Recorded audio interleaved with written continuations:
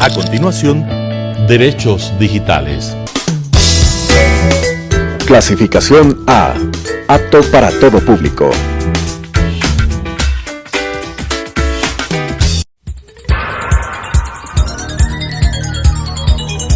Las opiniones vertidas en este espacio por la producción y dirección del programa son de exclusiva responsabilidad de sus autores y de quienes intervienen en ellos. Telesucesos Canal 29 UHF presenta Derechos Digitales, un espacio de construcción de cultura digital y datos para todos, con la conducción de Daniela Macías y Matthew Armijos. Derechos Digitales. Bienvenidos a Derechos Digitales, un espacio de construcción de cultura digital y datos para todos. El día de hoy, junto a Matthew Armijos, estaremos abordando un fenómeno que hemos venido percibiendo a lo largo de este tiempo. Es la desinformación en línea. Estamos expuestos constantemente a contenidos y muy pocas veces estos contenidos suelen ser verdaderos o exactos o apegados a una realidad.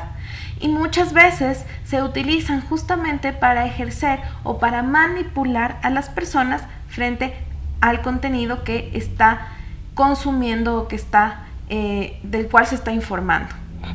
Si bien el paso de nuestra sociedad desde una sociedad de la información a una sociedad red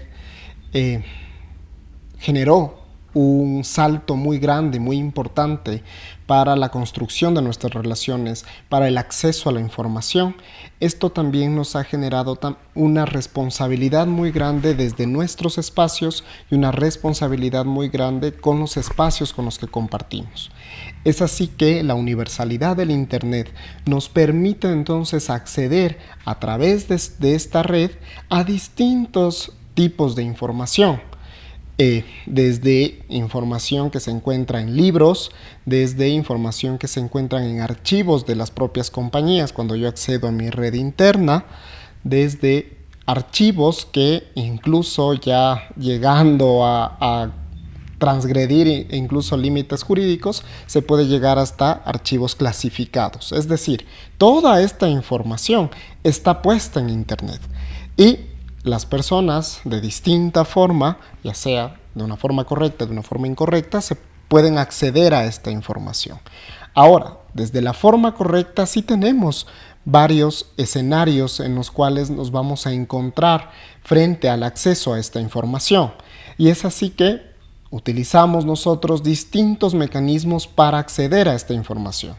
Desde la búsqueda a través de los motores como Google, por ejemplo, como Bing, que nos permiten acceder a distintas páginas web que contienen información que puede ser de orden científico, que puede ser de orden periodístico y de la cual nosotros nos nutrimos como sociedad y comenzamos a generar conocimiento. Asimismo tenemos redes sociales y en estas redes sociales nosotros podemos adquirir de distintas redes sociales que tienen distinto enfoque, distinto destino también. Es así que tenemos WhatsApp, en la cual nosotros nos comunicamos directamente y transferimos la noticia a todo el mundo. Tenemos Facebook, que a través de publicaciones o a través incluso de mensajería también se difunden las noticias. Tenemos la red social X, en la cual nosotros recibimos noticias de todo el mundo, de todos los medios de comunicación y de todas las personas que generan contenido. Asimismo, TikTok, YouTube, otras distintas redes sociales en las cuales se reproduce este contenido y nosotros nos consumimos esa información, generamos conocimiento y comenzamos a generar también información de nuestra parte, la cual a su vez es compartida en estas redes. Ahora sí, Dani, ¿cuáles crees tú que serían como tal estos riesgos a los cuales nos podemos enfrentar en el ejercicio de esta información, tomando en cuenta el acceso ampliado al cual mantenemos, tomando en cuenta también los límites generacionales y de género que nos podemos encontrar frente al acceso y uso de esta información? Pasamos justamente de una sociedad de la información, evolucionamos como sociedad a una sociedad de la información y comunicación, ahora hablamos de una sociedad red. ¿Cuál es el elemento común? Hablamos de información, de datos. La base sobre la cual la sociedad se está desarrollando en los últimos tiempos, no podemos hablar de los últimos años. La sociedad de la información nace con la entrada de los medios sociales o los medios de comunicación, como en los noticieros, la televisión, el tema del teléfono en sí mismo, cuando podíamos intercambiar llamadas para comunicarnos con nuestros seres queridos, etcétera, ¿no? Desde ahí nosotros empezamos a ver cómo la información o cómo los datos se convierten en la base de la sociedad. Desde un punto de vista un poco filosófico, antropológico, histórico, los datos y la información son el poder. Todos sabemos o todos conocemos quien controla la información, quien domina la información, goza de un poder muy grande porque incluso puede dominar a las masas. Esto no ha cambiado, de hecho ha evolucionado y nos ha hecho de alguna forma mucho más conscientes de que la información tiene que ser conocida por todos para poder gestionarla de forma democrática. Y hablamos de derechos como el derecho al acceso a la información pública, el derecho a la información, a los datos, a la protección de datos personales, el derecho a la imagen, el derecho a la voz. Todos estos derechos están o confluyen en esta sintonía de la información o de los datos y qué distintos ámbitos de protección se les va a otorgar. Y desde ahí esto impacta de forma directa. ¿Por qué? Porque ahora quizás no somos muy conscientes porque tenemos tanto acceso a información, a muchísima información, que no somos conscientes de su importancia, no somos conscientes de que este activo es de suma trascendencia, no solo para el ejercicio de la democracia, la transparencia en la sociedad, sino que es el mismo hecho de su existencia un vínculo directo con nuestro propio desarrollo personal. Somos un conjunto de datos, somos un conjunto de información. Desde que nacemos hasta que morimos, todo el tiempo estamos siendo productores de información y en la actualidad consumidores activos de esta. Ahora, la información se convierte en este indicador que nos permite medir las brechas que existen en el mundo. A niveles económicos, en niveles sociales, podemos medir que quien tiene más acceso a la información, por ejemplo, tiene muchísimo más acceso a la educación. Podemos medir que quien tiene más acceso a la información, quien conoce sobre algunos temas, cualquier tema, tiene muchísimo más posibilidades de ejercer el poder o tener un ejercicio económico bastante solvente.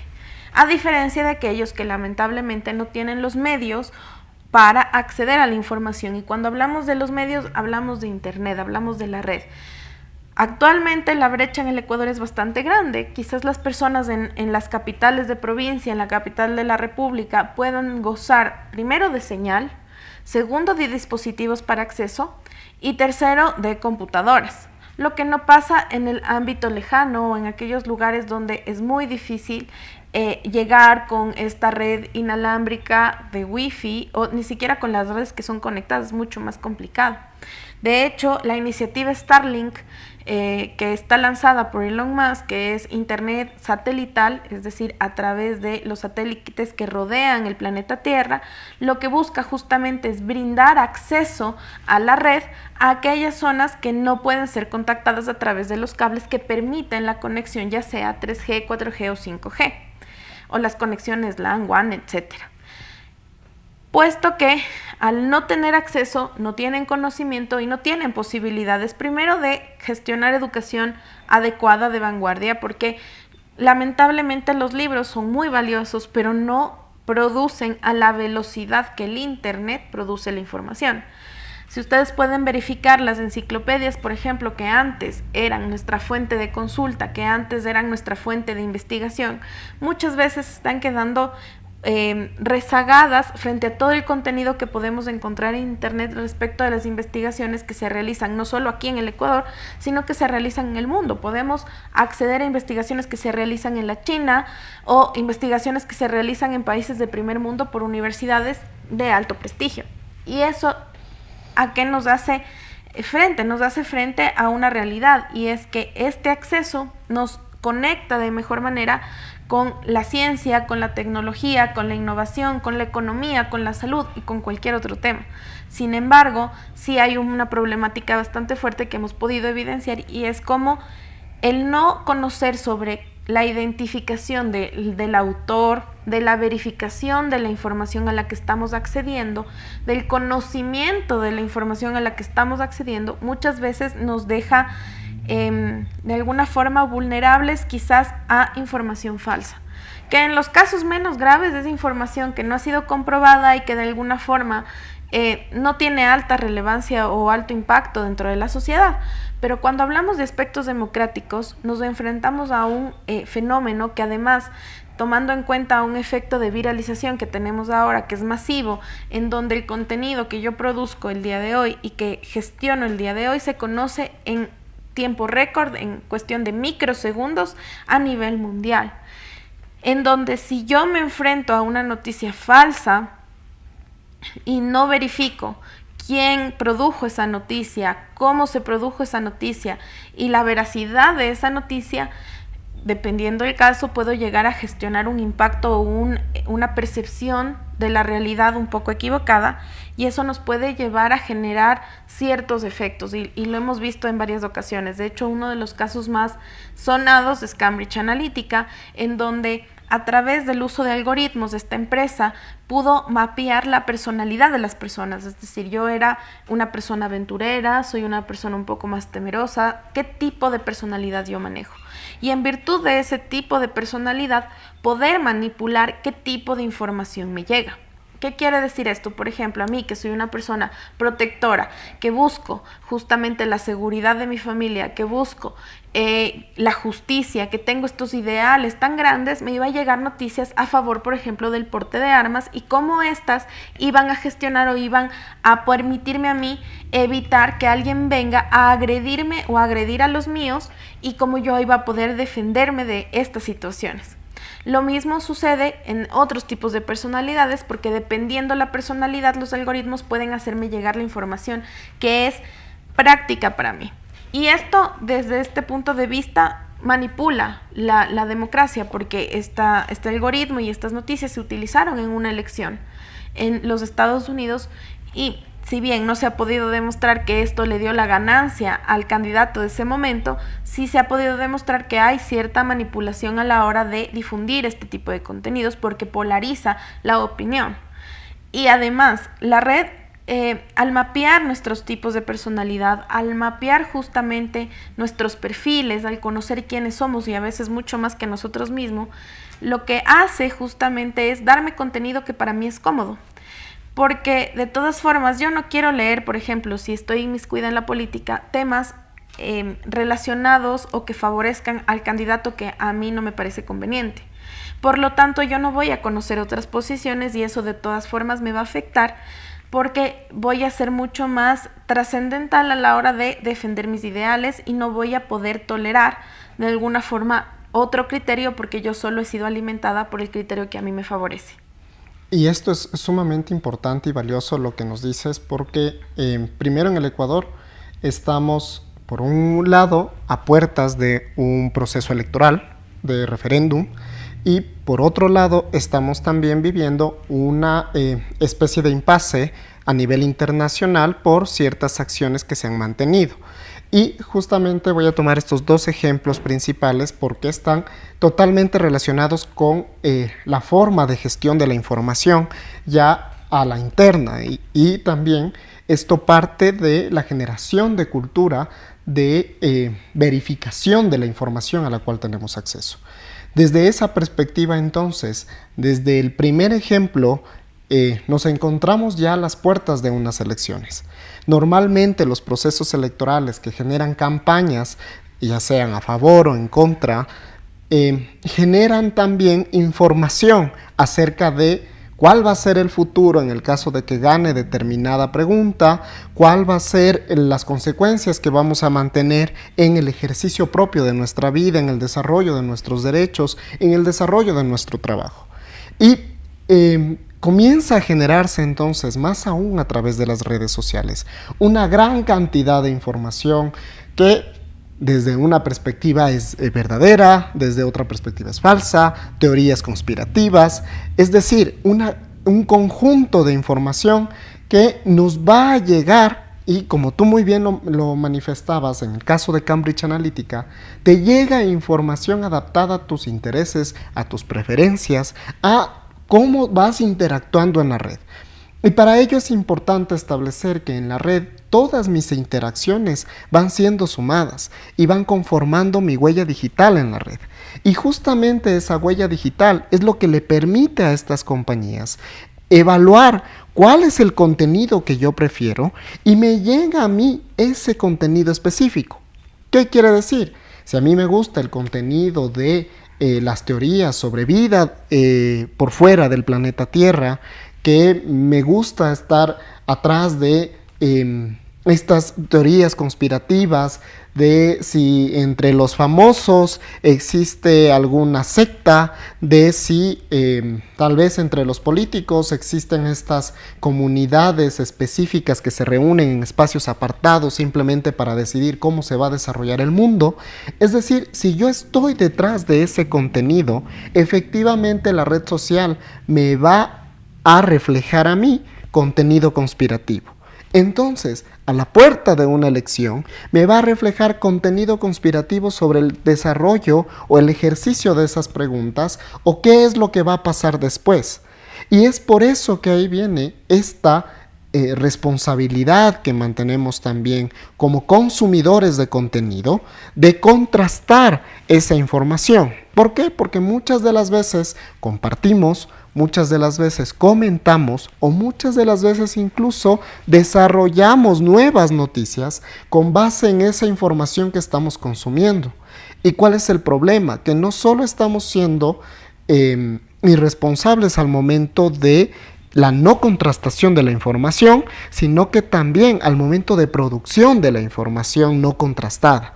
Y esto lo que puede generar en realidad es una masificación quizás de una noticia falsa basada en la desinformación y que puede generar distintos efectos, desde el pánico en la gente hasta bloqueos económicos, bloqueos comerciales, o puede generar algún tipo de estrés dentro de cada uno de los hogares, que lo que va a hacer es que cometamos ciertas acciones como hay que provisionarse, por ejemplo, porque estamos a puertas de un eclipse, hay que provisionarse porque va a llegar unas elecciones y esto puede generar paros, puede generar movilizaciones y por lo tanto yo tengo que acudir a todos los supermercados, acudir a los mercados y desabastecerlos completamente porque tengo que abastecer mi hogar.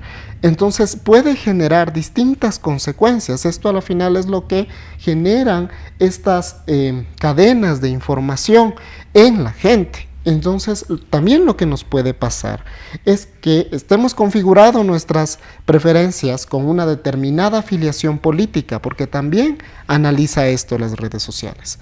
Entonces, si es que yo estoy a favor normalmente de las políticas generadas por parte de estos movimientos, estos partidos o incluso el gobierno, entonces me van a reflejar noticias específicas que van a apoyar justamente el desarrollo de las distintas políticas, de las distintas medidas aplicables. Si es que estoy en contra, la inteligencia artificial que está detrás me va a generar o me va a reflejar, mejor dicho, este tipo de noticias específicas en contra.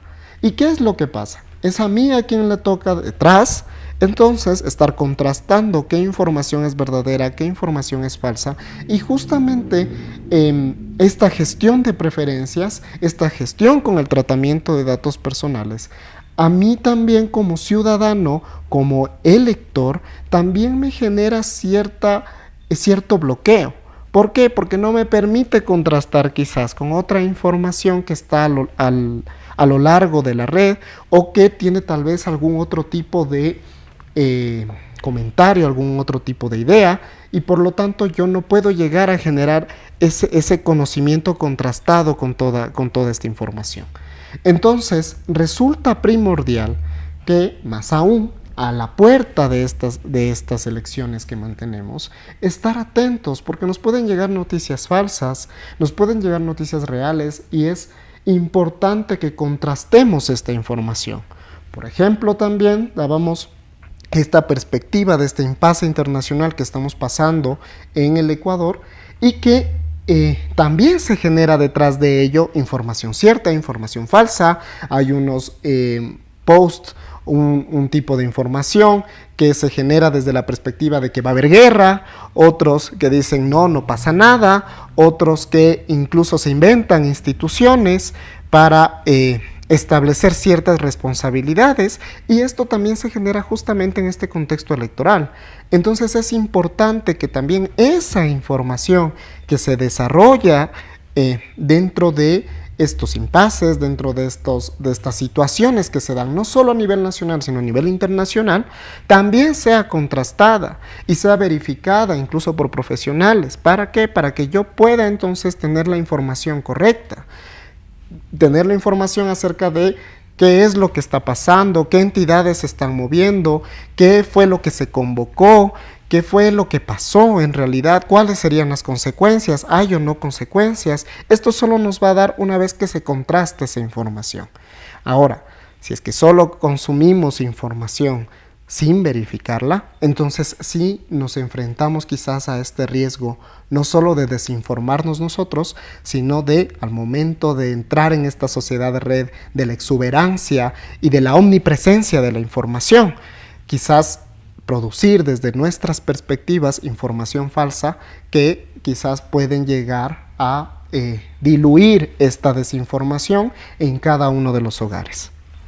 Frente a la información nos encontramos, de hecho, a distintos factores o distintos fenómenos. Como tú bien lo has mencionado, el tema uno es las noticias falsas. Has mencionado justamente lo que nos acaba de pasar como realidad social, en donde justamente un evento que se produjo de forma oficial por parte del Estado ecuatoriano genera distintas reacciones.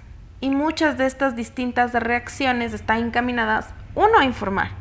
Y si nos encontramos con ese tipo de contenidos, la verdad, eso nos va a ayudar muchísimo a nutrir y a tomar decisiones como sociedad para poder hacer frente a las consecuencias de las distintas fenómenos que se pueden suscitar en la sociedad. Sin embargo, también podemos ver que al ser información de alto impacto, de alto interés para el Estado ecuatoriano, sobre todo en este contexto, a puertas de una consulta popular, a puertas de unas elecciones presidenciales, justamente grupos tanto oficialistas y de oposición tienden a utilizar la información como el mecanismo para atraer a las personas a tomar la decisión con base a los intereses políticos del momento, ya sea del oficialismo o sea de la oposición. Y hemos visto que nuestro país es un nido a veces de malas prácticas.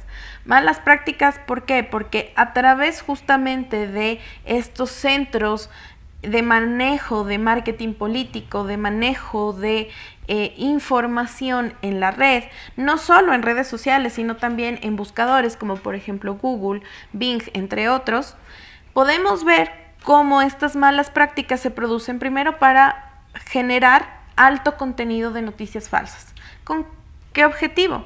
Con el objetivo de que la persona en la primera impresión con un contenido, ya sea una noticia, ya sea un chisme, ya sea cualquier tipo de información, se encuentre justamente frente a esta información que puede causar cierta incomodidad para justamente generar este objetivo de ganar el electorado, de ganar adeptos a cierta afiliación política. Lo vimos en pandemia, lo vimos en distintos contextos y justamente la idea es poder empezar a hacer conciencia de la necesidad de verificar el contenido que estamos consumiendo, verificar quién lo produce, de dónde estoy leyendo este contenido, de quién proviene esta noticia para poder gestionarlo de forma adecuada y tomar una buena decisión. Muchísimas gracias por la atención prestada el día de hoy. Somos Derechos Digitales, un espacio de construcción de cultura digital y de datos para todos.